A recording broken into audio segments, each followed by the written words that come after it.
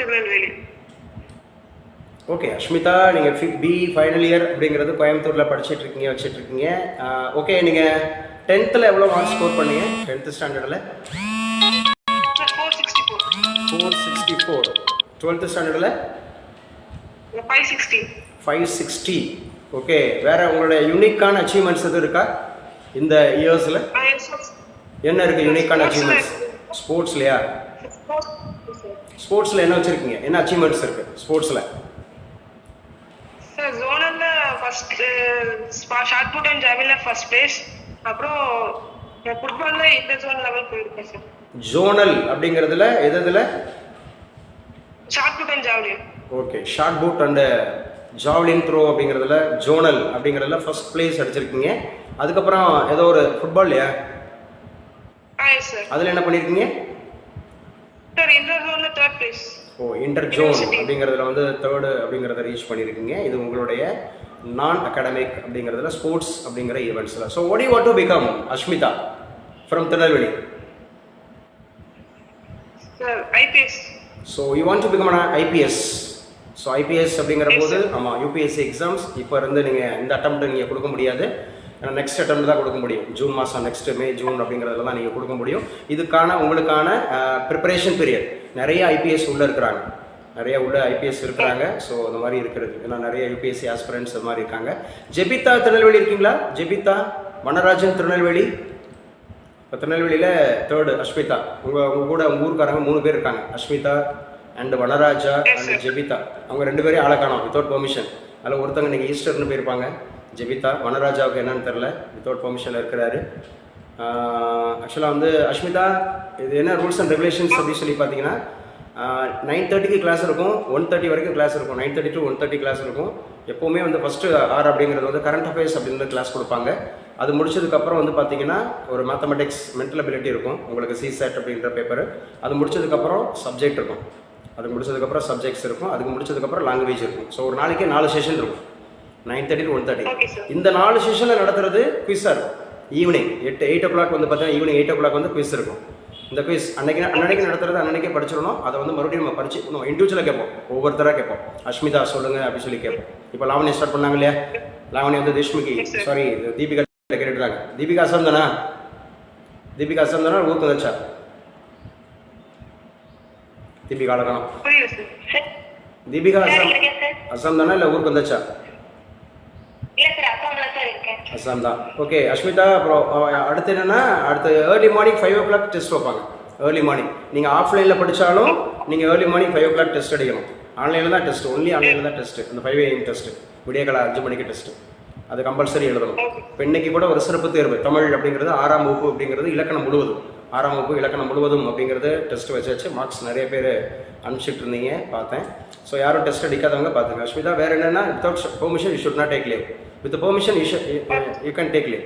Permission இல்லாமல் leave எடுக்கக்கூடாது. அதே மாதிரி டெய்லி டெஸ்ட் அப்படிங்கிறத அந்த ஸ்டிபுலேட்டட் டைமில் அடிச்சிடும், நேரத்துக்கு அடிச்சிடும். அதே மாதிரி என்னென்னா முக்கியமானது இண்டிவிஜுவலாக உங்களுக்கு எப்போ டவுட்னாலும் கேட்கலாம். ஏன்னா போர்டு டிஜிட்டல் போர்டு தான். இப்போ நான் உங்களுக்கு டிஜிட்டல் போர்டு காமிப்பேன், உங்களுக்கு இது ஆகும். அந்த டிஜிட்டல் போர்டு தான் ரொம்ப கிளாரிட்டி இருக்கும். சரிங்களா? டிஜிட்டல் போர்டு ஸோ அந்த மாதிரி இருக்கிறதுல உங்களுக்கு கிளாரிட்டி இருக்கும். ஸோ பார்த்துங்க. வேறு எதுவும் டவுட்னாலும் இம்மீடியட்டாக கேட்கலாம். 1:1 அப்படிங்கிறது இண்டிவிஜுவல் அட்டென்ஷன் இருக்கும். Individual attention. அஷ்மிதா அப்படிங்கிற பேர் சொல்லி நீங்கள் கேட்கலாம். சார் எனக்கு டவுட் சார் அப்படின்னு கேட்கலாம். அப்படி தானே வீரப்பன்? டவுட்னா கேள்வி கேட்கலாம்ல? வீரப்பன் நிறைய கேள்வி கேட்பாரு. ஸோ அந்த மாதிரி இருக்கக்கூடிய விஷயத்தில் ஸோ பார்க்கலாம். இன்றைக்கி டேட் எழுதிச்சுங்க April 20. Okay Ashmita, we welcome you. So we wish you for your future, bright future. நல்ல ஒரு IPS ஆஃபீஸர் ஆகிறதுக்கு வாழ்த்துக்கள். ஓகேம்மா, தேங்க்யூ. எல்லாருமே கிளாப் பண்ணிடலாம். கிளாப் பண்ணி இது வெல்கம் பண்ணலாம் எல்லாரும். ஸோ எல்லாருமே கிளாப் பண்ணி அஷ்மிதா ஃப்ரம் திருநெல்வேலி. ஸோ எல்லாரும் வெல்கம் பண்ணிக்கலாம், வச்சுக்கலாம். ஓகேம்மா, கங்க்ராட்ஸ். ஓகே, எழுதுங்க, ஸ்டார்ட் பண்ணுங்க. நீங்கள் எழுதி ஸ்டார்ட் பண்ணுங்க. இந்த கிளாஸ் கொஞ்சம் விறுவிறுன்னு போகும். யாரும் பேசணுமா? Sir Abirami sir. அபிராமி சொல்லுங்க. சார் சைக்காலஜி கிளாஸ் நீ வந்து குரூப்ல ஆட் பண்ணல சார். மேம்கிட்ட பேசிருங்க. மேம்கிட்ட பேசிருங்க. Okay sir, okay sir. மேம்கிட்ட பேசுங்க. மேம் கேட்டுட்டு இருப்பாங்க.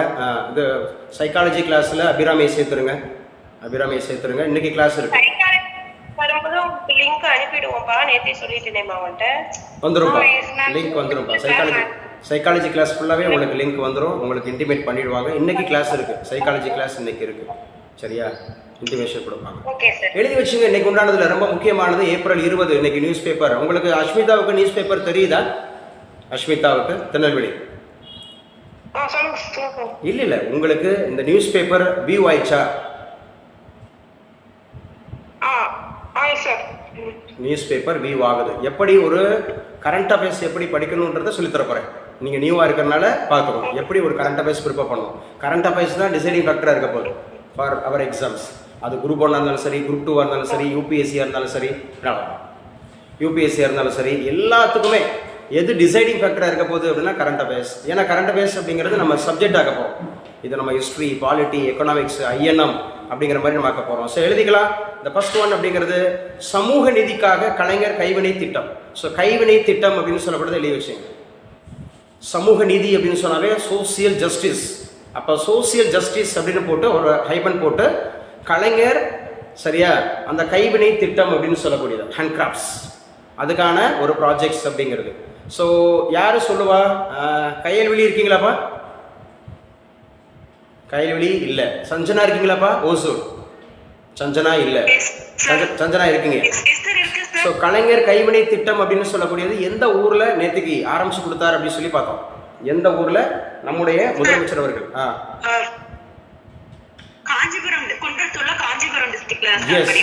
காஞ்சிபுரத்துல குன்றத்தூர் அப்படிங்கிற ஒரு ஊர்ல சேக்கிலார் அப்படிங்கிற ஒரு அரசு ஆண்கள் மேல்நிலை பள்ளியில தான் அதை தொடங்கி வச்சாரு. எஸ், சேக்கிலார் அப்படின்னு சொல்ல. சேக்கிலார்னா எந்த இலக்கியத்தோடு தொடர்புடைய வரணும் அவர்? சேக்கிலார் பெரிய புராணம் அப்படின்றது சேக்கிலார் இல்லையா? ஸோ அந்த 12வது திருமுறை அப்படின்னு சொல்லப்படுது. 12வது திருமுறை சைவ இலக்கியத்தில் 12ஆம் திருமுறை அப்படிங்கிறது சேக்கிலார். அந்த சேக்கிலார் ஆண்கள் மேல்நிலை பள்ளியில தான் குன்றத்தூர்ல, காஞ்சிபுரம் மாவட்டம். காஞ்சிபுரம் சுகன்யா இல்லையா? அட்டண்டன்ஸ் இல்லை. சரி, காஞ்சிபுரம் சுகன்யா பெர்மிஷனா இல்லையா அப்படின்றதுக்கும் ஆள் இல்லை. சரியா? சொல்றதுக்கு ஆள் இல்லை. ஓகே, சமூக நீதிக்காக கலைஞர் கைவினை திட்டம் அப்படின்னு சொல்றது ஞாபகம் வச்சுக்கணும். சமூக நீதியை நிலைநாட்டுவதற்காக தான் கலைஞர் கைவினை திட்டம் அப்படிங்கிறது கொடுக்குறாங்க. காஞ்சிபுரம் மாவட்டம் அப்படிங்கிறது ஞாபகம் வச்சுக்கணும். பிளஸ் அந்த மாதிரி குன்றத்தூர் அப்படிங்கிறது ஞாபகம் வச்சுக்கணும். எந்த ஒரு திட்டமாக இருந்தாலும் முதல்ல அது எந்த வருஷம் ஆரம்பிச்சாங்க, எந்த தேதியில் ஆரம்பிச்சாங்க, அதுக்கப்புறம் வந்து பார்த்தீங்கன்னா அதோட அப்ஜெக்டிவ்ஸ் என்ன, அதோட குறிக்கோள் என்ன அப்படிங்கிறத தெரிஞ்சுக்கணும். குறிக்கோள் அந்த மாதிரி காரியங்களில் ஞாபகம் வச்சுக்கணும். இப்போ சமூக நீதிக்காக கலைஞர் கைவினை திட்டம் அப்படின்றத அறிவிச்சிருக்கிறாங்க. இது முக்கியமான விஷயமா இருக்கு அப்படிங்கிறத பார்க்கிறோம். சரியா? அடுத்து என்ன சார், எப்படி நான் பேப்பர் அப்படிங்கிறத நான் பார்க்குறேன்னு பாருங்க. எப்படி ஒரு இதை விஷயங்களை நம்ம தெரிஞ்சுக்கிறணும். அடுத்து வக்பு திருத்த சட்டத்தை கண்டித்து SDBI அப்படிங்கிறது போராட்டம் அப்படின்னு சொல்லியிருக்கிறாங்க. போராட்டம் அப்படிங்கிறது லாவண்யா கூட ஆன் பண்ணி வச்சுக்கலாம். லாவண்யா, நான் பேசுறது உங்களுக்கு கிளியரா இருக்கா? ஆடியோ வீடியோ கிளியரா? லாவண்யா சொல்லுங்க. ஆக்சுவலா வந்து பாத்தீங்க அப்படின்னு சொன்னா எந்த தேதியில, ரொம்ப முக்கியமா வந்து பாத்தீங்கன்னா அந்த வக்பு வாரிய திருத்த மசோதா அப்படிங்கிறது எந்த தேதியில லோக்சபால அங்கீகரிக்கப்பட்டது, ஏற்றுக்கொள்ளப்பட்டது? ஏப்ரல் 2 லோக்சபால ஏற்றுக்கொண்டவர்கள் எத்தனை பேர்? 288 பேர். ஆக்சுவலா வந்து பாத்தீங்கன்னா எவ்வளவு பேர் இருப்பாங்க லோக்சபால? எவ்வளவு பேர் இருப்பாங்க? 543 அப்படிங்கிறதுல ஆதரவு தெரிவித்தவர்கள் 288 பேர் அப்படின்றத ஞாபகம் வச்சுக்கணும் இல்லையா? லோக்சபாவோட ஸ்பீக்கர் யாருமா? இப்ப லோக்சபாவோட ஸ்பீக்கர் ஓம் பிர்லா அப்படிங்கிறது வந்து பாத்தீங்கன்னா எந்த தொகுதியிலிருந்து தேர்ந்தெடுக்கப்பட்டாரு? ராஜஸ்தான்ல கோட்டா அப்படிங்கிற தொகுதியிலிருந்து தேர்ந்தெடுக்கப்பட்டார் ஓம் பிர்லா அப்படிங்கறத ஞாபகம் வச்சுக்கணும். It is also very very important அப்படிங்கிற பார்க்கிறோம். லோக்சபா அப்படின்னாவே ஆர்டிகல் என்னப்பா? Article 81 sir. லோக்சபாவே ஆர்டிகல் 81 அப்படிங்கறது ஞாபகம் வச்சுக்கணும். ரொம்ப முக்கியமானது. லோக்சபால 2 நியமன உறுப்பினர்கள் அப்படிங்கிறது தேர்ந்தெடுக்கப்பட்டிருந்தாங்க இல்லையா? அது வந்து இப்ப நீக்கப்பட்டுருச்சு இல்லையா?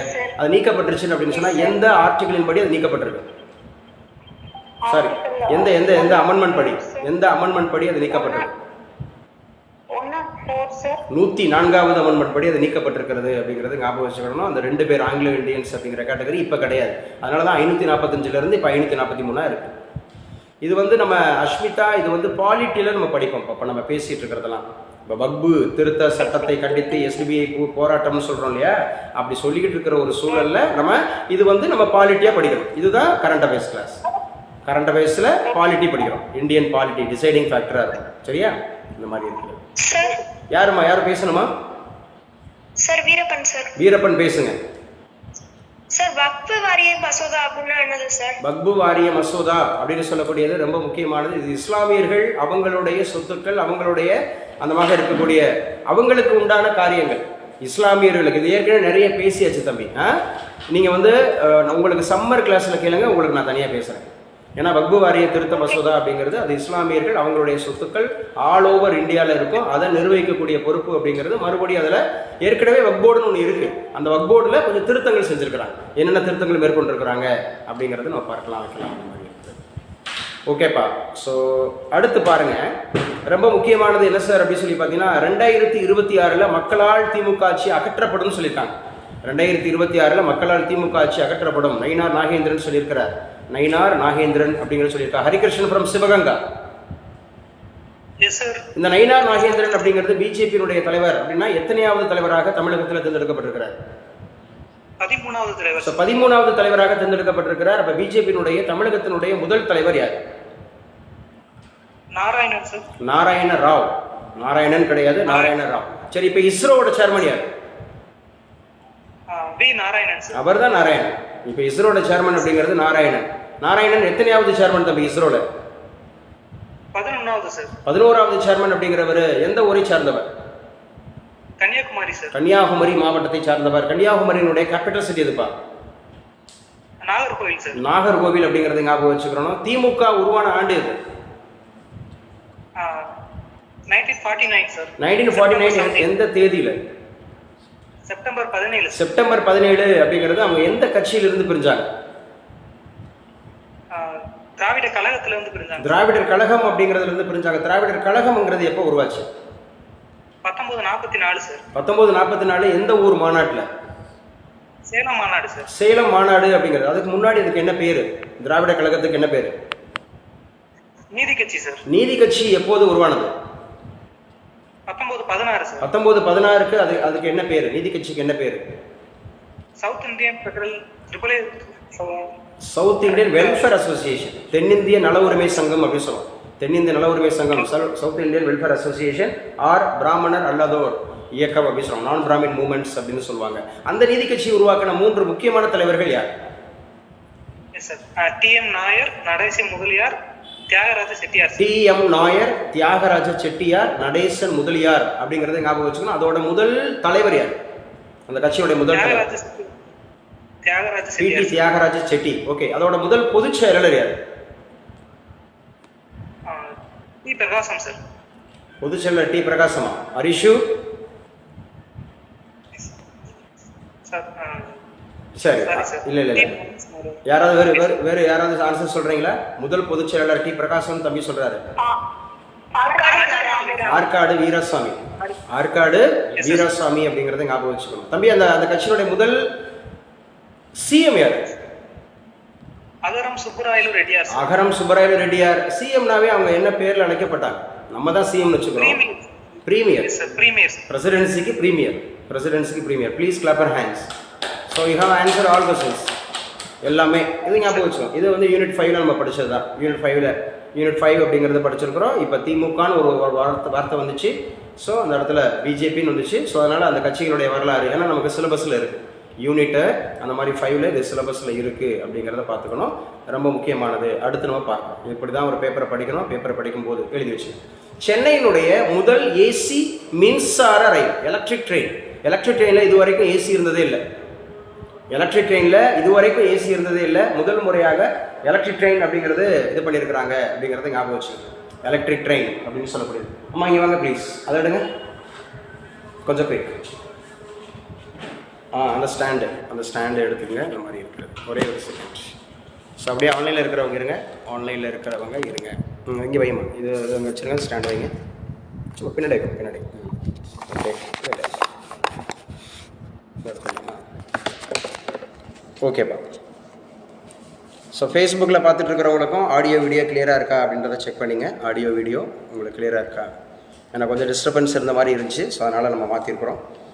ஆன்லைனில் இருக்கிறவங்களுக்கு ஆடியோ வீடியோ கிளியராக இருக்கான்னு செக் பண்ணிக்கங்க. அதே மாதிரி நம்ம பேசிகிட்டு இருந்தோம். அப்போ சென்னையினுடைய வீரப்பன் அன்மணிக்கப்பா. Veerappan 7th standard. வீரப்பன் குறிப்பிடத்தக்கது. சார் வீரப்பன் ஆக்சுவலாக வந்து பார்த்தீங்கன்னா ஏசி அப்படின்ற எக்ஸ்பான்ஷன் என்ன? Conditioner. Air conditioner, yes. Air conditioner அப்படிங்கிறது ரொம்ப முக்கியமானது. சென்னை அப்படிங்கிறது முதல் அந்த மாதிரி இருக்கக்கூடிய மின்சார ரயில் அப்படிங்கிறது வந்து பண்ணியிருக்கிறாங்க. சென்னையினோட முதல் மின்சார ரயில் அப்படிங்கிறது இது வரைக்கும் அந்த மாதிரி இருக்கிற என்ன இல்லை, ஏசி இல்லை. ஏசி உள்ள எலக்ட்ரிக் ட்ரெயின் இல்ல. ஏசி உள்ள எலக்ட்ரிக் ட்ரெயின் இல்லை. எது எங்கே இல்லை? எந்த ஊர்லேயுமே இல்லை. தமிழ்நாட்டில் இல்லை, சென்னையில் இல்லை, எந்த ஊர்லேயுமே இல்லை. முதல்ல சென்னையில் தான் ஆரம்பிச்சிருக்கிறாங்க. முதல் அப்படிங்கிறது வந்து சென்னையில் தான் ஆரம்பிச்சிருக்கிறாங்க. ஸோ அதுதான் நம்ம பார்க்குறோம். முதல்ல சென்னையில் ஆரம்பிச்சிருக்கிறாங்க அப்படிங்கிறது இங்கே முக்கியமானதாக கருதப்படுது. ஸோ எவ்வளோ சார் ஏசி கட்டணம் அப்படின்னு சொல்லிட்டு எழுதி வச்சுக்க. இந்த ஏசிக்கான கட்டணம் 35 முதல் 105 வரை கட்டணம் அப்படின்னு சொல்லியிருக்காங்க. ஸோ ஏசி ட்ரெயினில் நீங்கள் போகிறதா இருந்தால், அந்த மின்சார ரயில் அப்படின்னு சொல்லக்கூடிய எலக்ட்ரிக் ட்ரெயினில் போகிறதா இருந்தால் 35 ரூபாயிலிருந்து 105 வரை கட்டணம் சொல்லியிருக்கிறாங்க. இதுதான் இந்தியாவினுடைய சென்னையினுடைய முதல் ஏசி மின்சார ரயில் சேவை தொடக்கம் அப்படின்னு. மெட்ரோ ரயிலில் எப்போவுமே ஏசி உண்டு, அது ஆல்ரெடி மெட்ரோவில் உண்டு, சரிங்களா? ஆனால் ஃபஸ்ட்டு எலக்ட்ரிக் ட்ரெயினில் ஏசி அப்படிங்கிறது, சரியா? ஸோ அப்போ ரொம்ப முக்கியமானது அப்படிங்கிறத ஞாபகம் வச்சுக்கணும், என்ன சொல்லியிருக்காங்க அப்படின்னு சொல்லிட்டு. சார் ட்ரெயின் சம்மந்தமாக கேள்வி கேளுங்க, தெரிஞ்சால் சொல்கிறேன், தெரியலன்னா தெரிஞ்சுக்கிறேன். யாராவது ஒரு ஸ்டூடெண்ட் ட்ரெயின்ஸ் சம்மந்தமாக யாரு? Muthumani sir. Muthumani, okay, RRB student. Okay, first train அப்படிங்கிறது இந்தியாவில் எந்த ஊர்லேருந்து எந்த ஊர் வரைக்கும் போச்சு? 1853 சார். நான் அந்த கேள்வி கேட்கவே இல்லை.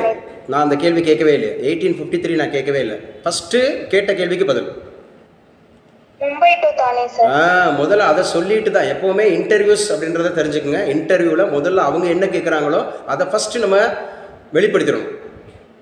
ஏன்னா அவங்க எந்த வருஷம்னு கேட்டிருப்பாங்கல்ல, உங்கள்கிட்ட கேட்டிருப்பாங்கல்ல எந்த வருஷம், யாரோட பேரெல்லாம் கேட்டிருப்பாங்கல்ல.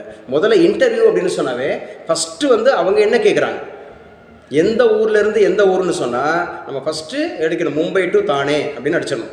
முதல் ட்ரெயினுங்கிறது மும்பை டு தானே. இப்போ சொல்லுங்கள் எந்த வருஷம் முத்துமணி? 1853 அப்படின்னு சொல்லக்கூடியது ஞாபகம் வச்சுக்கணும். யாரோட பீரியட், யார் அதை அறிமுகப்படுத்துறான்? டல்ஹௌசி தான் இருப்பு பாதையின் தந்தை என்று அழைக்கப்படுகிறார். இருப்பு பாதையினுடைய தந்தை அப்படின்னாவே டல்ஹௌசி அப்படிங்கிறதா இருக்கிறாரு. அப்போ இரண்டாவது ட்ரெயின் எந்த ஊர்லேருந்து எந்த ஊர் வரைக்கும்? ஹவுரா டு ராணிகஞ்ச் அப்படிங்கிற பிளேஸ் எடுத்துக்கணும். Howrah to Raniganj. Third train Chennai to Arakkonam அப்படிங்கிறத ஞாபகம் வச்சுக்கணும், சரியா? ஸோ ரொம்ப முக்கியமான வந்தே பாரத் ரயில் அப்படிங்கிறது நம்ம தமிழ்நாட்டில் மட்டும் எத்தனை ட்ரெயின் போகுது தெரியுமா? வந்தே பாரத் 8ங்க. வந்தே பாரத் அப்படிங்கிறதுனுடைய சராசரி ஸ்பீடு என்னன்னு தெரியுமா? Average speed 120 km/h sir. 120 இல்லை, 160. 180 வரைக்கும் இருக்கும். இப்போ 160 போயிட்டுருக்கு. 180 போயிட்டுருக்கோம், 160 போயிட்டுருக்கு. சரி, ஆவரேஜ் ஸ்பீடுன்னு சொன்னேன். அதுக்கு ஒரு ஃபார்முலா நம்ம சொல்லியிருக்கோம், ஞாபகம் இருக்கா? ட்ரெயின் சம்ஸ் நடத்தும்போது நான் சொல்லியிருக்கேன். ஆவரேஜ் ஸ்பீடு சேம் டிஸ்டன்ஸு, சரியா, டிஃப்ரெண்ட் ஸ்பீடு அப்படின்னு வச்சுட்டா ஒரு ஃபார்முலா சொல்லியிருக்கேன். என்ன ஃபார்முலா அது? இல்லை, அது நார்மல். அது ஸ்பீடு கண்டுபிடிக்கிறதுக்கு ஃபார்முலா. நான் கேட்குறது வந்து ஆவரேஜ் ஸ்பீடு கண்டுபிடிக்கிறதுக்கு ஒரு ஃபார்முலா சொல்லி கொடுத்துருக்கோம். ஆவரேஜ் ஸ்பீடுக்கு 2xy divided by x plus y. யாரோ சொல்றீங்க, யாருப்பா? வீரப்பனா? Yes sir. வீரப்பன் தெரியுமா? அது 7th ஸ்டாண்டர்ட். ட்ரை பண்ணு. தெரியும்னு நினைக்கிறேன் sir. Distance covered divided by time taken. ஆமாம், அது டிஸ்டன்ஸ் டிவைடட் பை டைம்ன்றது ஸ்பீடு கண்டுபிடிக்கிற ஃபார்முலா தம்பி. அதான் அந்த அக்காவும் சொன்னாங்க, முத்துமணி அக்காவும் அதான் சொன்னாங்க. ஸ்பீடுனாவே distance covered divided by time taken. அதான் டிஸ்டன்ஸ் டிவைடட் பை டைம். அது ஸ்பீடு கண்டுபிடிக்கிறதுக்கான formula. So what I am asking, average ஸ்பீடுன்னு சொன்னால் 2xy 2 × x × y divided by x plus y. இப்போ சே ஃபார் எக்ஸாம்பிள், காரைக்குடியிலேருந்து மதுரைக்கு ஒரு ட்ரெயின் வந்து 50 km ஸ்பீடில் போகுது. அங்கேருந்து வரும்போது 60 km ஸ்பீடில் வருது. டிஸ்டன்ஸ் ஒன்று தான். Madurai to Karaikudi, Karaikudi to Madurai, distance ஒன்று தான். பட் வந்து டிஃப்ரெண்ட் ஸ்பீடு.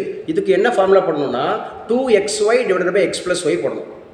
மேலே 2xy 50 × 60 பெருக்கிக்கணும், கீழே வந்து 110 போட்டுக்கணும். 60 + 50 கூட்டிக்கணும். அடிச்சு கொடுத்தா உங்களுக்கு ஆவரேஜ் ஸ்பீடு வரும். இதுதானே முத்துமணி சொல்லி கொடுத்தது? இதுதான் சொல்லி கொடுத்தது. Okay, good. முத்துமணிக்கு கிளாப் பண்ணிவிடுங்க. ஸோ அவங்க ட்ரெயின் சம்மந்தப்பட்ட கேள்விகள் எல்லாத்துக்கும் பதில் சொன்னாங்க. பரவாயில்ல. 1853 மும்பை டு தானே, 1854 ஹவுரா டு ராணிகஞ்ச், 1856 சென்னை டு அரக்கோணம், சரியா? முதல் விதமாக இருக்கக்கூடிய இப்போ ஏசி ட்ரெயின் அப்படிங்கிறது சென்னையில் தான். ஸோ 35 ரூபாயிலேருந்து, நல்லா பேசுங்க, 35 ரூபாயிலேருந்து 105 அப்படின்னு சொல்லி. தேங்கிய மழைநீரில் மின்சாரம் பாய்ந்து உயிருக்கு போராடிய சிறுவன் மீட்பு. சரி, இந்த மாதிரி துணிச்சலோட செயல்படுறவங்களுக்கு ஒரு விருது கொடுப்பாங்க இந்திய அரசு. என்ன விருது கொடுப்பாங்க? தமிழக அரசு ஒரு விருது கொடுக்கும், இந்திய அரசு ஒரு விருது கொடுக்கும். இந்த மாதிரி ஒரு கரேஜியஸாக, ஒரு அட்வென்ச்சராக ஏதாவது ஒரு மீட்பு பணியில் காப்பாற்றிருக்கிறாங்க, இல்லை ஏதாவது இப்படியான ஒரு விஷயத்த அடைஞ்சிருக்கிறாங்கன்னா தமிழக அரசு ஒரு விருது கொடுக்கும், இந்திய அரசு ஒரு விருது கொடுக்கும். Any guess? தெரிஞ்சவங்க யாராவது இருக்கீங்களா? சார், இந்தியாவில் கல்பனா சாவ்லா விருது கிடையாது, தமிழ்நாட்டில் தான் கல்பனா சாவ்லா விருது. தமிழ்நாட்டில் தான் சார் கல்பனா. அதானே நானும் சொன்னேன். யாருது? பெண்கள். பெண்கள் வந்து வீரதீர செயல் வருது. பெண்கள் வந்து வீரதீர செயல்களில் இருந்து ஈடுபடுறாங்கன்னா, அட்வென்ச்சர்ஸ் ஈடுபடுறாங்கன்னா தமிழகத்தில் கல்பனா சாவ்லா வருது. தமிழகத்தில் தான் கல்பனா சாவ்லா வருது. இந்தியாவில் இதே மாதிரி ஒரு அட்வென்ச்சர்ஸுக்கு விருது கொடுப்பாங்க. Any guess? இப்போ யாரு இப்போ சொன்னது? யார்? முத்துலட்சுமியா? முத்துலட்சுமி எஸ்ஐ. சொல்லுங்க பார்ப்போம். நம்ம ஊரில் கேலண்டரி அவார்ட்ஸ் அப்படிங்கிறத அப்படியே வரிசைப்படுத்துங்க. வரிசை, அதாவது அதோட ஆர்டர் பண்ணுங்க. அம்மா, கேலண்டரி அவார்டுனா பாரத ரத்னா வருமா? எஸ்ஐ ஆகணுமா ஆக வேணாமா? கேலண்டரினா வீரதீர செயல் வருது. கேலண்டரினா வீரதீர செயல் வருது. முதல்ல பரம்வீர் சக்ரா. சரி, வேணாம், நான் சொல்ல. யார்? நான் சொல்றேன் சார்ன்றவங்க யாராவது? முத்துலட்சுமி எஸ்ஐக்கு தெரியல. நான் சொல்றேன் சார். ராஜேஸ்வரி சொல்லுங்கப்பா. கேலண்டரி அவார்டு சொல்லுங்க. Paramvir Chakra sir. Paramvir Chakra. Second Mahavir Chakra. Mahavir Chakra. Vir Chakra. Vir Chakra. Ashoka Chakra. Ashoka Chakra. Kirti Chakra and Shaurya Chakra sir. Kirti Chakra and Shaurya Chakra அப்படின்ற மாதிரி. இதுதான் முத்துலட்சுமி, இதுதான் வந்து கேலண்டரி அவார்ட்ஸ். பத்ம விருதுகள். பத்ம விருதுகள் கேட்டால் தான் முதல்ல பாரத ரத்னா. அது வந்து சிவிலியன் அவார்ட்ஸ். அதுக்கு பேர் சிவிலியன் அவார்ட்ஸ் அப்படின்னு சொல்லுவாங்க. சிவிலியன் அவார்ட்ஸை நம்ம வந்து ஆர்டர் பண்ணும்போது தான் அது வந்து ஃபஸ்ட்டு வந்து பாரத ரத்னா. பாரத ரத்னா அதுக்கப்புறம் வந்து பார்த்தீங்கன்னா பத்ம விபூஷன், அதுக்கப்புறம் பத்ம பூஷன், தென் பத்மஸ்ரீ அப்படிங்கிற விருதுகள்லேருந்து ஒரு கொஸ்டின் கண்டிப்பாக கேட்பாங்க. அம்மா, நீங்கள் திருநெல்வேலி பேர் சொல்லுங்கள். நியூ ஸ்டூடெண்ட் இருக்கீங்களா? பேர் சொல்லுங்கள். இல்லை, எஸ் வேண்டாம், உங்கள் பேர் வேணும். அஷ்மிதா. அஷ்மிதா. அஷ்மிதா, நோட்ஸ் எடுக்கிறீங்களா? நீங்கள் என்ன நோட்ஸ் எடுத்திருக்கீங்கன்றது அதுக்கப்புறம் என்னோட நம்பருக்கு நீங்கள் ஒரு பிடிஎஃப் அனுப்புங்க. ஒரு சும்மா ஒரு ஃபோட்டோ காப்பி அனுப்புங்க. உங்களால் எவ்வளோ ஸ்பீட் பண்ணியிருக்கீங்க, உங்கள் கிராஸ்பிங் தான் பார்க்கணும். உங்கள் கிராஸ்பிங் பார்க்கணும். ஏன்னா இது ரொம்ப ஸ்பீடாக இருக்கும் இந்த கிளாஸ், கன்னட பேஸ் கிளாஸ். அதாவது உங்களால் முடிஞ்ச அளவுக்கு எடுக்கணும். உங்களால் முடிஞ்ச அளவுக்கு எல்லாத்தையும் எழுதுறதுக்கு ட்ரை பண்ணக்கூடாது. இதோட ஆடியோ ஃபைல், வீடியோ ஃபைல் உங்களுக்கு அனுப்பிச்சு கொடுத்துருவாங்க. இதோட ஆடியோ ஃபைல் வந்துடும், வீடியோ ஃபைல் வந்துடும். அதனால் நல்லா கேட்கணும். கிராஸ்பிங் தான், நிறைய கேட்கணும். கற்றலின் கேட்டல் நன்று. சொல்லுப்பா. கற்றலின் கேட்டல் நன்று. ஹரிகிருஷ்ணன் சொல்லுப்பா. என்ன சொல்லுவான் கற்றலின்? சார், கற்றலின் கேட்டல் நன்று சார். கேட்பதில் சொல்வது நன்று சார். கேட்டலில் சொல்வது நன்று. எஸ், கற்றலில் கேட்டல். நல்லா கேட்கணும், நல்லா கிராஸ்பிங், நல்லா கேட்கணும். என்ன சொல்லியிருக்காங்க? 1853 சொன்னாங்க, 1854 சொன்னாங்க, 1856 சொன்னாங்க, ட்ரெயின்னு சொன்னாங்க, ஏசின்னு சொன்னாங்க. புரிதா நான் சொல்கிறது? மெட்ரோன்னு சொன்னாங்க. அதே போல் வந்து பார்த்தீங்கன்னா வந்தே பாரத்னு சொன்னாங்க. அந்த மாதிரிலாம் ஞாபகம் வச்சுக்கணும். தோசிஃபா நியூ ஸ்டூடெண்ட் நல்லா படிச்சுக்கணும். Okay, good. அப்போ ரொம்ப முக்கியமானது அப்படின்றத பார்த்துருக்கோம். நமக்கு பரம்வீர் சக்ரா, மகாவீர் சக்ரா, வீர் சக்ரா அந்த மாதிரி இருக்குது. சரி, அசோக சக்ரான்னு ஒரு விருது இருக்குல்ல, கீர்த்தி சக்கரான் இருக்குல்ல, சௌரிய சக்கரான் இருக்குது. இதெல்லாம் வந்து கேலண்டரி, வீரதீர செயல் புரிகிறவங்களுக்கு விருதுகள் கொடுப்பாங்க. ஸோ அது தவிர இது வந்து டிஃபென்ஸு அந்த மாதிரி இருக்கக்கூடிய இதுக்கு தான். அதே மாதிரி பாரத ரத்னா, பத்ம விபூஷன், பத்மபூஷன், பத்மஸ்ரீ இதெல்லாம் நமக்கு சிவிலியன் அவார்ட்ஸ். சரி தம்பி, யார் இன்னொரு ஸ்ரீவர்ஷன் இருக்கியாப்பா? ஃபேமிலியில் ஏதோ பர்சனல் இஷ்யூஸ், அதனால் நேற்றுக்கு நான் குவிஸ் அட்டன் பண்ண முடியலன்னு சொன்னீங்க. இப்போ ஃப்ரீ ஆகிட்டீங்களா? கிளியர் ஆகிட்டீங்களா? ஸ்ரீவர்ஷனுக்கு நான் பேசுகிறது கேட்கலையா? சார் கேட்கல சார். சரி, நான் ஸ்ரீவர்ஷன்கிட்ட பேசுனது மற்றவங்களுக்கு கேட்டுச்சா?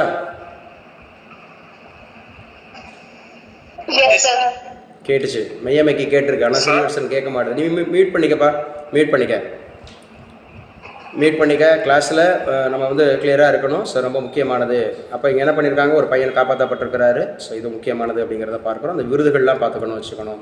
கொல்லிமலையில் வேன் கவிழ்ந்து 20 பேர் காயமா. கொல்லிமலை அப்படின்னு சொல்லக்கூடியது. கொல்லிமலை அப்படிங்கிறது வந்து குறிப்பாக. ஸோ இங்கே ட்ரை பண்ணுங்கள். ஆக்சுவலாக ராஜேஸ்வரி ட்ரை பண்ணுறீங்களா?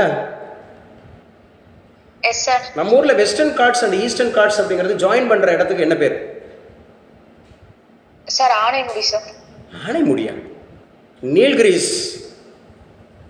சரியா, நீல்கிரிஸ்.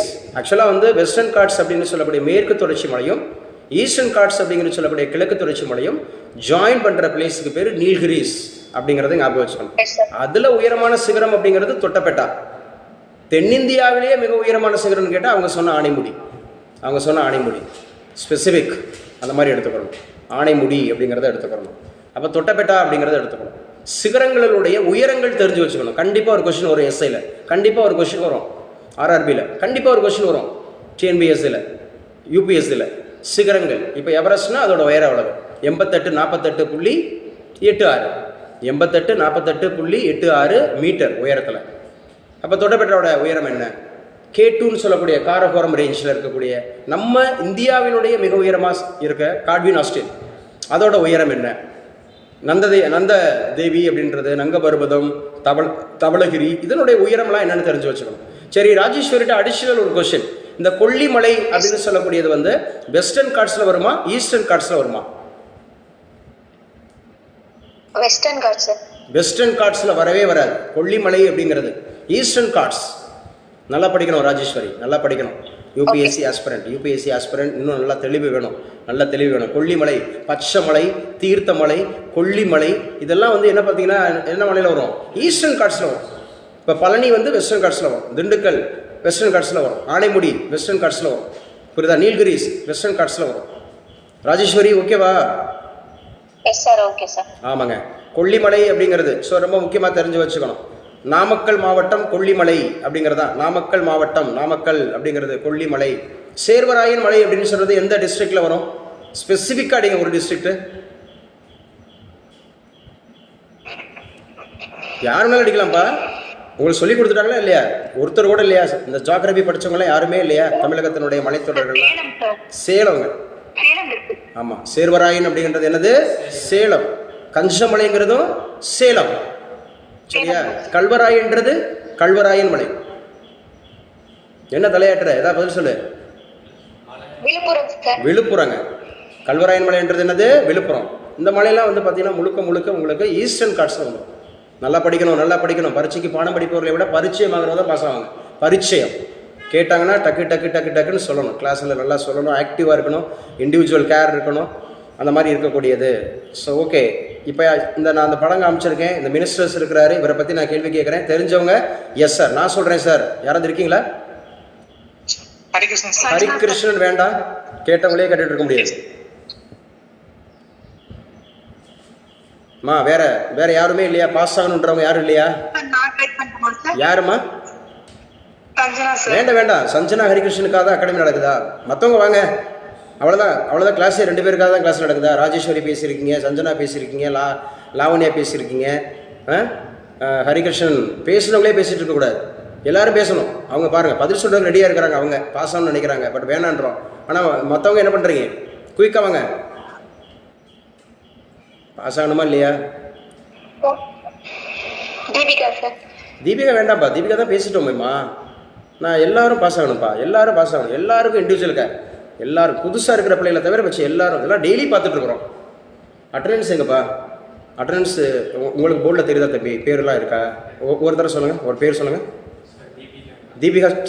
மறுபடியுமா? தீபிகா தானா? வேறு யாரும் சொல்லு. சரி பாருங்கள், எவ்வளோ டிலே பண்ணுறீங்க பாருங்கள். உங்களெல்லாம் வச்சுக்கிட்டு எப்படி பாஸ் பண்ண வைக்கிறது? தெரிஞ்சால் சொல்லுங்கள், தெரியலன்னா சொல்லித்தரேன்னு தான் சொல்கிறேன். ஒரு அமைச்சர், ஒரு சாதாரண அமைச்சர் ஒரு படத்தில் இருக்கிறாரு, அவர் பேரை சொல்ல தெரியல. அம்மா பேரெல்லாம் சொல்லக்கூடாது. உங்கள் பேர் யார்? பதில் சொல்கிறதுக்கு நீங்கள் வாங்க. யார்? மெய்யம்மை. 11th ஸ்டாண்டர்ட் படிக்கிற பிள்ளை, 7th ஸ்டாண்டர்ட் படிக்கிற பிள்ளைலாம் பேசிகிட்டு இருக்கு. டிகிரியை படித்து வச்சுக்கிட்டு 1, 2, 3 டிகிரியை படித்து வச்சுக்கிட்டு பாஸ் ஆகணும்னு வரக்கூடிய பிள்ளைங்க, பரீட்சைக்கு பாஸ் ஆகணுன்ற பிள்ளை தெரிஞ்சுக்கணுன்ற கூட ஆர்வம் இல்லை. தெரிஞ்சுக்கணுன்றது கூட நான் என்ன சொல்கிறேன், தெரியலன்னா தெரிஞ்சுக்கணுன்னு தான் சொல்கிறேன். சரி, மெய்யம்மை ட்ரை பண்ணுமா? யாருமா அவர்? இப்போ நான் ரவுண்ட் பண்ண போகிற துரைமுருகன். இப்போ துரைமுருகன் அப்படிங்கிறது எந்த துறைக்கான அமைச்சர்? நீர்வளத்துறை அமைச்சர் சார். நீர்வளத்துறை அமைச்சர் அப்படின்னு சொல்லக்கூடியவர் தான் நம்முடைய துரைமுருகன் அப்படிங்கிறத ஞாபகம் வச்சுக்கணும். நீர்வளத்துறை அமைச்சர் அப்படிங்கிறவர் தான் துரைமுருகன் அப்படிங்கிறத ஞாபகம் வச்சுக்கணும். ரைட். இவர் எந்த தொகுதியிலிருந்து தேர்ந்தெடுக்கப்பட்டார்? யார் சொல்லுவார்? கூட்டத்தோட சொன்னாலும் எல்லாரும் சொல்லுவாங்க. இண்டிவிஜுவலாக நான் சொல்கிறேன் சார் தான் வரமாட்டாங்க. முத்துமணி வேண்டாம்ப்பா, முத்துமணி பேசிட்டோம்ல. இன்னைக்கு வாயே திறக்காதவங்க நிறைய பேர் இருப்பாங்கல்ல, கொஞ்சமாவது அவங்களுக்கு. ஆனந்திலாம் இருக்கீங்க, ஆனந்தியெல்லாம் பேசலாம். துரைமுருகன் அப்படிங்கிறவர் எந்த தொகுதி, எந்த கட்சிமா? முதல்ல ஆனந்தி, துரைமுருகன் எந்த கட்சி? டிஎம்கே. அவர் எந்த தொகுதியிலிருந்து தேர்ந்தெடுக்கப்பட்டார்? காட்பாடி சார். காட்பாடிங்கிறது எந்த மாவட்டத்தில் வருது? விழுப்புரம். விழுப்புரமா? இல்ல சார், மறந்து போச்சு சார். அவங்களுக்கு மறந்து போச்சுன்னா யாராவது தெரிஞ்சவங்க நீங்க ஆன்சர் பண்ணலாம். அதுதான் புத்திசாலித்தனம். நான் சொல்றேன் சார். அப்படியே ஆமா, வேலூர். இப்ப வாய்ப்பு கிடைக்குது, பயன்படுத்தணும். வேலூர், காட்பாடி, சரியா? வேலூர், திருப்பத்தூர் அப்படிங்கிறது பிரிச்சாங்க, அதுல எல்லாம் பிரிச்சாங்க. வேலூர், காட்பாடி, திருப்பத்தூர் எல்லாம் ஞாபகம் வச்சுக்கணும். ஸோ முக்கியமாக ஞாபகம் வச்சுங்க, காட்பாடி தொகுதி அப்படிங்கிறது ஞாபகம் வச்சுங்க. ஸோ நீர்வளத்துறை அமைச்சர் அப்படிங்கிறது ஞாபகம் வச்சுக்கணும். யார் சொல்லுவா? கொஞ்சம் நீங்கள் மீட் பண்ணியிருக்கப்பா, நீங்கள் மீட் பண்ணியிருக்கேன். ஸோ யார் இந்த மாதிரி இருக்கக்கூடியது? இவர் தான். நீர்வளம் மட்டும் கிடையாது, இயற்கை வளங்கள் துறை அமைச்சராகவும் இருக்கிறார். நேச்சுரல் ரிசோர்சஸ் அப்படிங்கிற துறை அமைச்சராகவும் இருக்கிறாரு. யார் சார் அப்படின்னா நம்முடைய துரைமுருகன் அவர்கள் அப்படிங்கிறத ஞாபகம் வச்சுங்க. படிக்கணும்னு சொல்லிட்டு வந்துட்டு வாயை திறக்க மாட்டாங்க. தெரிஞ்சால் சொல்லலான்றா சொல்கிறேன்.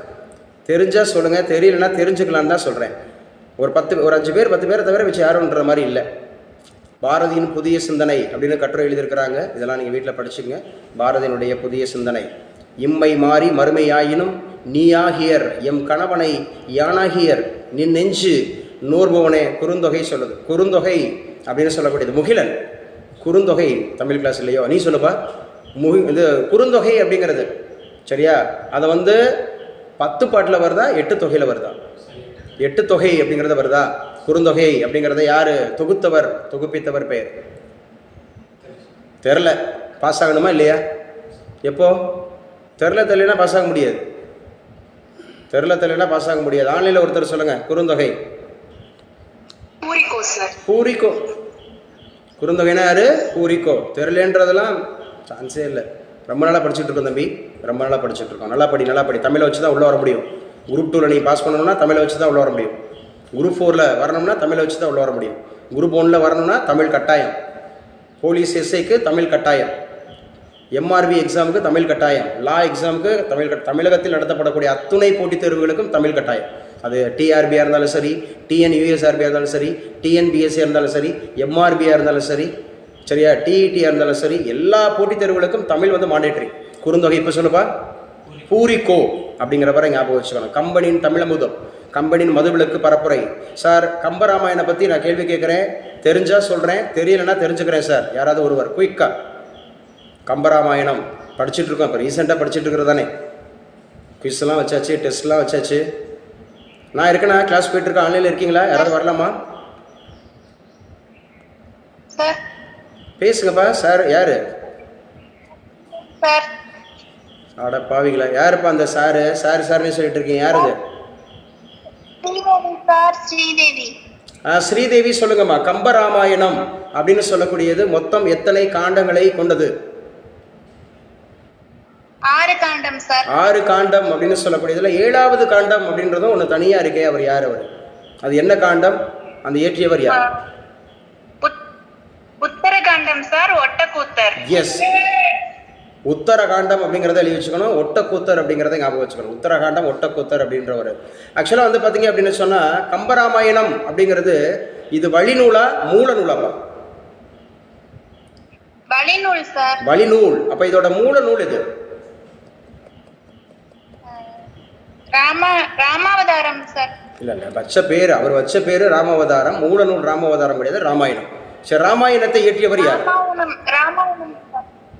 வால்மீகி முனிவர் சார். ராமாயணத்தை வால்மீகி இயற்றினாரு. இவர் அதை வழிநூலா எழுதும் போது அது பேர், அவர் வச்ச பேரு ராமாவதாரம். சரியா? நம்ம வச்ச பேரு கம்பராமாயணம். கம்பர் இயற்றினால கம்பராமாயணம். கம்பர் பிறந்த ஊர் எது தெரியுமா? தேரெழுந்தூர் அப்படிங்கிறது. கம்பனுடைய டேஸும் கவிபாடுன்னு சொல்லுவாங்க. கட்டு தெரியும் சார். கட்டுத்தறினா என்ன? எங்க இவர்கிட்ட கேட்போம். தம்பி 7th ஸ்டாண்டர்ட் இருங்க ஒரு நிமிஷம் வெயிட் பண்ணுங்க 7th ஸ்டாண்டர்ட் வீரப்பன் சார் அந்த கட்டுத்தறின்னு அந்த அக்கா சொன்னாங்கல்ல, அப்படின்னா என்ன? What do you understand? Do you know the answer? கட்டுத்தறினா என்ன? கம்பனுடைய கட்டுத்தறியும் கவிபாடுன்னு சொல்றாங்க. அந்த கட்டுத்தறி என்றால் என்ன சார்? தெரியல சார். பாத்தியா, தெரியல. எஸ், இப்ப சொல்லுங்க அக்கா, சொல்லுங்க கட்டுத்தறி என்றால் என்ன? திவ்யா அக்கா, சாரி ஸ்ரீதேவி அக்கா. சார் கிராமத்துல சார் வீட்டு பக்கத்துல கால்நடைகளை கட்டி வைக்கிற இடம் சார். சூப்பருங்க. கால்நடைகளை கட்டி வைக்கிற இடம் எல்லா ஊர்லேயும் தான். அது நகர்ப்புறத்துலேயும் கால்நடைகளை கட்டி வச்சா கட்டுத்தறி தான். நகர்ப்புறம் கிராமப்புறம், ஆனால் பொதுவாக புழக்கத்தில் இருக்கிறனால அவங்க கிராமப்புறம்ன்றாங்க. அப்போ கட்டுத்தறியும் கவிபாடுன்னு சொன்னால் கால்நடைகளை கட்டி வச்சிருக்கிறதுக்கு, கேட்டில்ஸ் அவங்களோட ஃபீல்டு இருக்குல்ல, அந்த கேட்டில்ஸ் ஃபீல்டு அப்படின்றத தான் நம்ம வந்து கட்டுத்தறியும் கவிபாடும். இன்னைக்கு ஒரு புது வார்த்தை தெரிஞ்சுக்கிட்டியா Veerappan? 7th standard. Yes sir. Yes, இப்போ கட்டுத்தறினா உனக்கு புது வார்த்தை தெரிஞ்சுக்கிச்சு. இதுதான் ரொம்ப முக்கியமானது. நேஷனல் ஹெரால்டு வழக்கு முக்கியமானதுங்க. நேஷனல் ஹெரால்டு வழக்கு இது மெயின்ஸ்லாம் கேட்டிருக்காங்க, இன்டர்வியூலாம் கேட்டிருக்காங்க நிறையா. அந்த மாதிரி இருக்கிறது. அமலாக்கத்துறை அலுவலகங்கள் முன் போராட்டம்னு சொல்லியிருக்காங்க. அமலாக்கத்துறைனாவே இடி, என்ஃபோர்ஸ்மெண்ட் டைரக்டரேட். ராகுல் நவீன், இப்போ இருக்கக்கூடிய தலைவர் ராகுல் நவீன் அப்படிங்கிறது ஞாபகம் வச்சுக்கணும். ஏப்ரல் 22 சவுதி அரேபியா பயணம் அப்படின்னு சொல்லியிருக்காங்க. யாருங்க? நம்ம பிரதமர் மோடி அவர்கள். ஏப்ரல் 22 யார் சொல்லுவா? நம்முடைய பாரத பிரதமர் மோடி அவர்கள் கடைசியாக எந்த நாடு விருது அளித்தது? இன்டர்நேஷனல் அவார்ட் அப்படிங்கிறது கடைசியாக எந்த? தம்பி சொல்லுங்க.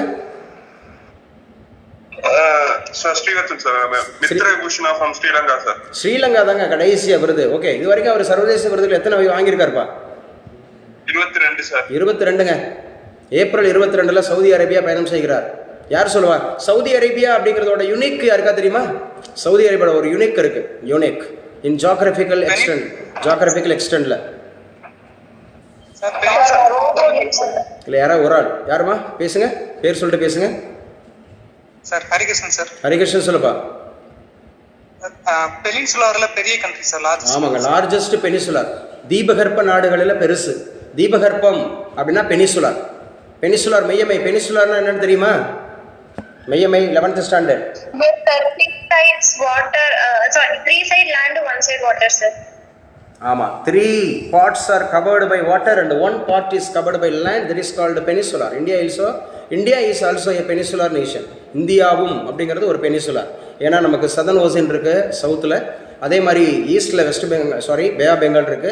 ஸோ இங்கே அரேபியன் சி இருக்கு வெஸ்ட்டில். So we are also peninsular. Peninsular அப்படிங்கிறது சவுதி அரேபியா பெருசு. ஆறுகளே இல்லாத நாடுன்னு கேட்டாலும் சவுதி அரேபியா. ஆறுகளே இல்லாத நாடு அப்படி கேட்டாலும் Saudi Arabia.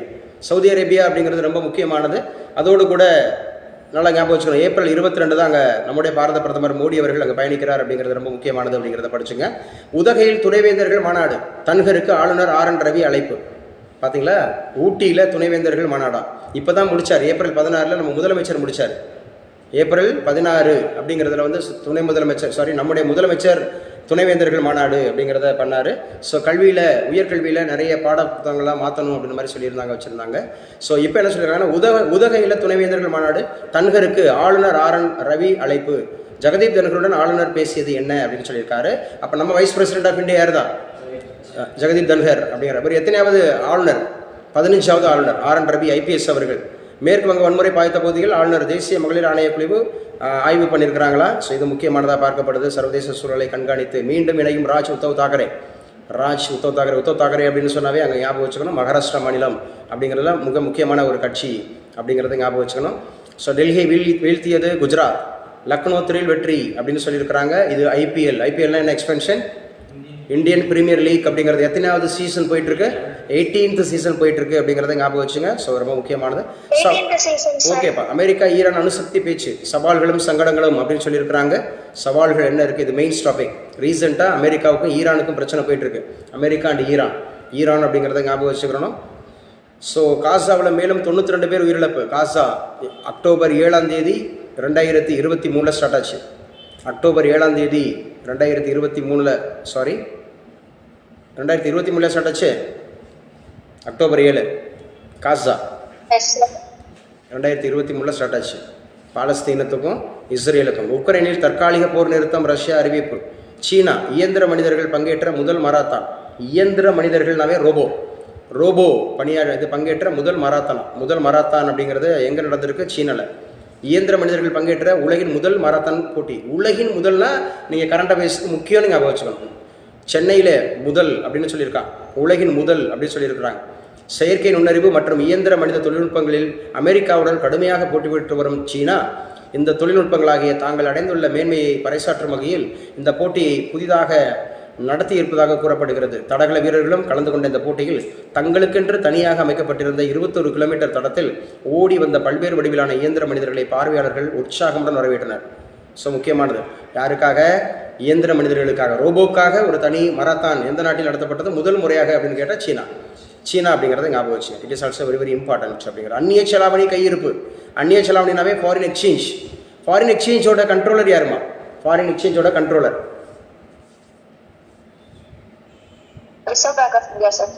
Reserve bank of இந்தியாவோட தற்போதைய கவர்னர் யாருமா? Rajeswari.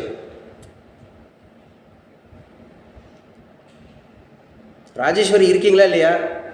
S R no? Class போயிட்டு இருக்கா இல்லையா? கிளாஸ் போயிட்டு இருக்கா? சரி, வேற என்ன சொல்லுங்க. ராஜேஸ்வரிக்கு தெரியல இல்ல, காணோம், ஆளை காணோம். சஞ்சய் மல்ஹோத்ரா எத்தனையாவது? இதெல்லாம் 100 கணக்கில் சொல்லணும். என்னம்மா? 26th. பேச மாட்டாங்க. டெல்லியில் 4 மாடி குடியிருப்பு கட்டிடம் விழுந்து 11 பேர் உயிரிழப்பா. மகாராணா பிரதாப், சத்ரபதி சிவாஜியே தேசத்தின் நாயகர்கள். அவுரங்கசீப் அல்ல, ராஜ்நாத் சிங் சொல்லியிருக்காரு. அவுரங்கசீப் அல்லன்னு இருக்காரு. அமெரிக்கா பெருநாடுகளுக்கு நிர்மலா சீதாராமன் 11 நாட்கள் பயணம். எழுதி வச்சுங்க. நம்முடைய ஃபினான்ஸ் மினிஸ்டர் ஆஃப் இந்தியா அமெரிக்காங்கிற நாடுக்கும் பெரு அப்படிங்கிற நாடுக்கும் 11 நாள் பயணம் போகிறாங்க. முக்கியமாக G20க்கும் IMF கூட்டங்களில் பங்கேற்பு, அதுதான் முக்கியம். நமக்கு G20 முக்கியம், IMF முக்கியம். IMF அப்படிங்கிறதும் இன்னொன்று ட்வின் சிஸ்டர்ஸ்னு சொல்லுவாங்க. IMF-ஐயும் யாரையும் ட்வின் சிஸ்டர்ஸ்னு சொல்லுவாங்க. வேர்ல்டு பேங்க் அப்படிங்கிறத ஞாபகம் வச்சுக்கணும். IMF ஞாபகம் வச்சுக்கணும். International monetary fund. G20 India எப்போது நடந்துச்சு? G20 2023 அப்படிங்கிறது நடந்துச்சு இல்லையா? 2024 யார் நடத்தினா? அட போங்க, இந்த வருஷம் முடிச்சோடு இப்படி சொல்லிட்டே இருந்தாலும் அப்படியே மறந்து போயிடுறது. என்னப்பா? பிரான்ஸா? பிரேசில். படிக்கணுன்ற ஆர்வம் உள்ளவங்க இருக்க மாட்டீங்க. இவ்வளோ யூனிக்காக நடத்திட்டு இருக்கோம். ஒரு பேப்பரை வச்சுக்கிட்டு இவ்வளோ மெனக்கட்டுறோம், சப்ஜெக்டை இவ்வளோ கொடுக்குறோம் வைக்கிறோம். படிக்கிறதுக்கு ஆள் இல்லையே. படிக்கிறதுக்கு நல்லா அந்த மாதிரி இருக்கிறது. ஸோ நல்லா படிக்கணும், ஜெயிக்கணும் அப்படின்றவங்க